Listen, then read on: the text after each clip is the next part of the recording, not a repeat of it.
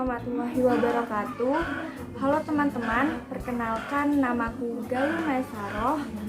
Aku merupakan salah satu mahasiswa Universitas Jember, program studi Pendidikan Bahasa dan Sastra Indonesia. Dan dalam videoku kali ini, aku akan mereview sebuah karya sastra, yaitu karya salah satu sastrawan Indonesia yang bernama Pramoedya Anantatur. Sebelumnya mungkin di antara kalian ada yang sudah mengenal siapakah sastrawan ini atau siapakah Pramoedya Anantatur, namun tidak jarang di antara kalian juga masih belum mengenalnya. Saya yakin di antara kalian yang sudah mengenal Pramoedya Anantatur, pasti kalian sudah membaca novel-novel yang telah diterbitkan oleh Pramoedya Anantatur. Jadi teman-teman, Pramoedya Anantatur merupakan sastrawan angkatan 45. Beliau dilahirkan di Blora, Jawa Tengah pada 6 Februari 1925. Secara luas, Pramoedya Anantatur merupakan salah satu sastrawan yang produktif dalam perkembangan sejarah sastra di Indonesia. Beliau pernah masuk Tentara Republik Indonesia sebagai wartawan perang dalam divisi Siliwangi. Kemudian beliau pernah ditawan oleh Belanda pada tahun 1947 hingga tahun 1949. Dan dalam masa tawanannya itulah beliau mengumpulkan bahan-bahan yang akan digunakan sebagai isi dari setiap karya sastra yang akan beliau buat, dan termasuk karya sastra yang berjudul Keluarga Gerilya karya Pramoedya Anantatur, cetakan kedua pada tahun 1955 oleh PT Pembangunan Jakarta. Pramoedya Anantatur selain telah menerbitkan novel Keluarga Gerilya, beliau juga telah menghasilkan 50 lebih karya sastra dan telah diterbitkan atau diterjemahkan dalam bahasa asing sebanyak 42 karya sastra. Untuk kalian yang belum pernah melihat atau membaca novel Keluarga Gerilya, ini dia tampilan atau wujud dari novel Keluarga Gerilya.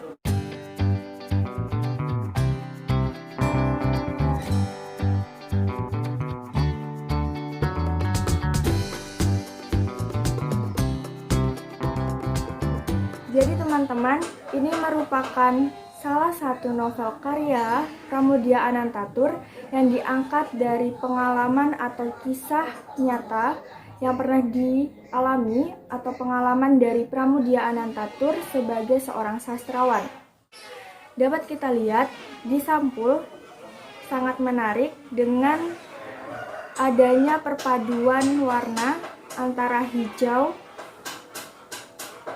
hitam, dan juga putih. Kemudian di sini juga terdapat ilustrasi gambar, yaitu di sini ada seorang wanita, kemudian pria, kemudian ada seseorang yang ditawan oleh Belanda, yaitu dimasukkan ke dalam penjara. Kemudian di sini ada judul, yaitu Keluarga Gerilya. Ketika kalian membaca novel ini, kalian akan mengerti siapakah tokoh yang dimaksud dalam novel ini atau dalam sampul ini. Kemudian di sini ada nama pengarang, yaitu Pramoedya Anantatur, dan di sini ada penerbit, yaitu Pembangunan Jakarta. Dan novel yang aku pegang ini merupakan novel cetakan kedua pada tahun 1955. Di dalam novel ini, ketika kita membuka lembar selanjutnya setelah sampul, kita akan melihat di sini ada tulisan, yaitu Keluarga Gerilya. Kemudian jika kita membuka lagi, di sini dituliskan bahwa cerita ini dipersembahkan ke hadapan ayahanda Pramoedya Anantatur, yaitu M. Tur. Dan kemudian di sini sudah dijelaskan ada judul. Sebelumnya di sini ada nama Pramoedya Anantatur, judul Keluarga Gerilya, dan Keluarga Gerilya ini merupakan kisah keluarga manusia dalam 3 hari 3 malam. Dan ini merupakan cetakan kedua pada tahun 1955 oleh PT Pembangunan Jakarta. Dan untuk cetakan pertama atau yang pertama kali terbit yaitu pada tahun 1951. Kemudian untuk lembar selanjutnya di sini ada isi buku. Di isi buku ini ada tulisan sepatah kata yang terdiri dari 13 bab, dan masing-masing bab akan menceritakan atau mengkisahkan kisah nyata dari pengalaman Pramudia Anantatur. Dan novel ini sangat mudah untuk dibawa kemana-mana karena selain bentuknya yang standar, novel ini juga hanya terdiri dari 239 halaman dan tidak terlalu tebal sehingga kita dapat mencerna semua tulisan atau kisah yang diangkat oleh Pramudia Anantatur dalam novel Keluarga Gerilya. Jadi, novel Keluarga Gerilya menceritakan sebuah keluarga pada masa penjajahan Belanda, yaitu pada sebuah keluarga Amilah dan anak-anaknya. Amilah merupakan seorang wanita tua yang ditinggalkan oleh suaminya untuk berjuang melawan penjajahan pada saat Belanda menjajah Indonesia.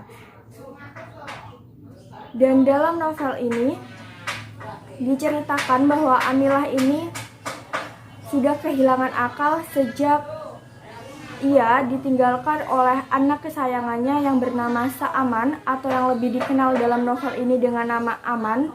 Saat itu Aman ditangkap oleh Belanda dan ditawan. Kemudian selama masa tawanan Aman, Amilah atau ibunda Aman merasa bingung dan merasa sedih karena anak kesayangannya harus ditawan oleh Belanda, sehingga ia rela untuk memberikan semua yang ia miliki atau merelakan semua yang ia miliki termasuk anak-anaknya agar dapat mengembalikan anak kesayangannya yang bernama Saaman atau Aman. Dalam novel ini, Aman memiliki watak yang rela berkorban, ikhlas, sehingga ia rela untuk ditawan oleh Belanda bukan karena kesalahannya, melainkan karena untuk membela negaranya dan menyelamatkan keluarganya. Dan ia bahkan rela untuk dihukum mati oleh Belanda.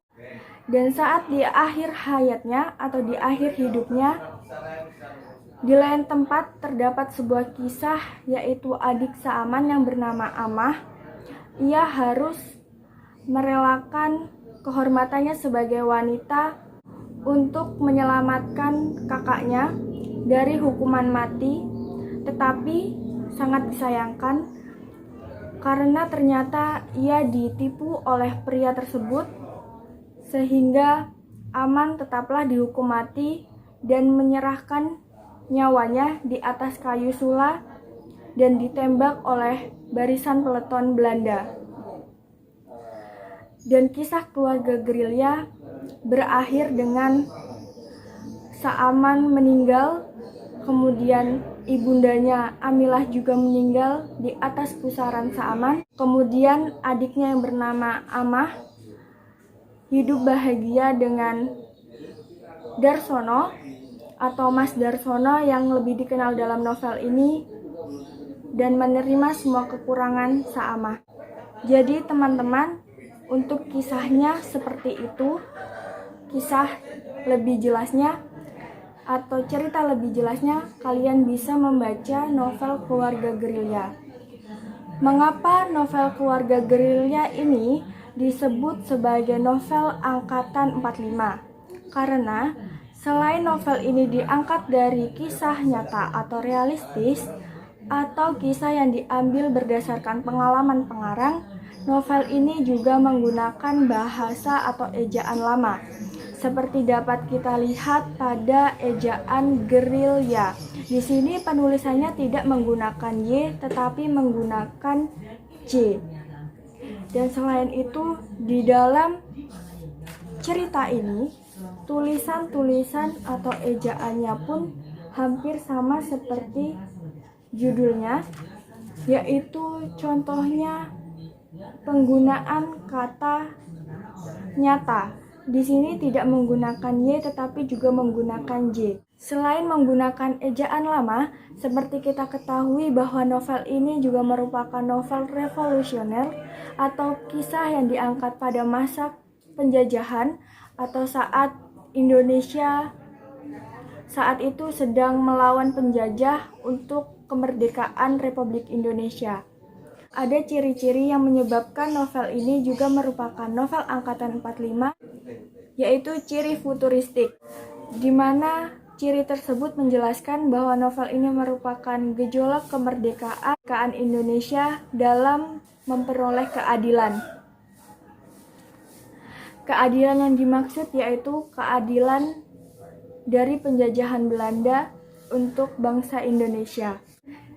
Jadi dapat kita ketahui bahwa ciri-ciri yang terdapat pada novel ini sebagai novel angkatan 45, yang pertama, novel ini revolusioner atau kisah yang diangkat berdasarkan pada gejala sosial atau kemerdekaan pada masa revolusi. Kemudian kisah ini diangkat dari kisah nyata dari pengalaman pengarang dengan ciri realistis. Dan untuk ciri selanjutnya yaitu futuristik seperti yang tadi sudah saya jelaskan. Kemudian novel ini sangat memberikan banyak nilai kehidupan dalam kehidupan saat ini, seperti nilai pengorbanan, perjuangan, nilai moral, dan masih banyak lagi. Jika kalian penasaran dengan cerita dalam novel Keluarga Gerilya, kalian bisa segera membacanya dan mengambil semua nilai-nilai yang ada dalam novel tersebut. Karena novel ini sangat menguras emosi, sehingga setiap pembaca yang membacanya akan merasakan semua perjuangan, pengorbanan, dan bagaimana kejamnya Belanda pada saat itu. Selain itu, jika kalian sudah membacanya, semua cerita yang ada di dalam novel Keluarga Gerilya akan melekat dan mudah diingat. Dalam novel ini terdapat sebuah kata-kata yaitu engkau akan hidup 1000 tahun lagi. Itu baik sekali buatmu dan baik sekali buatku. Kalau engkau pada suatu kali membaca coretan ini, aku tahu engkau akan mati kaku karena menyesal. Sungguh, ketika kalian sudah membacanya, kalian akan mengerti siapakah yang mengatakan kata-kata ini dan mengapa ia mengatakan ini.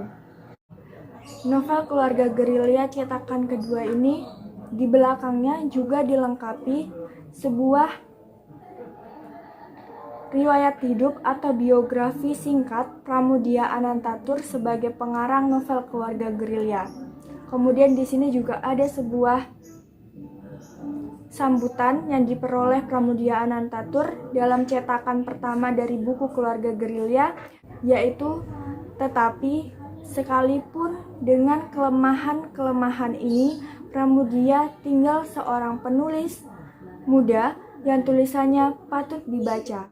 Untuk kalian yang hobi membaca dan ingin membaca novel, ini merupakan novel yang sangat bagus sehingga kalian wajib untuk membacanya. Mungkin untuk review pada novel Keluarga Gerilya hanya itu yang dapat saya sampaikan sebagai novel angkatan 45 terbitan cetakan kedua pada tahun 1955 oleh PT Pembangunan Jakarta karya Pramudia Anantatur. Sebelumnya mohon maaf apabila ada kata-kata yang kurang berkenan atau kesalahan ucap. Wassalamualaikum warahmatullahi wabarakatuh.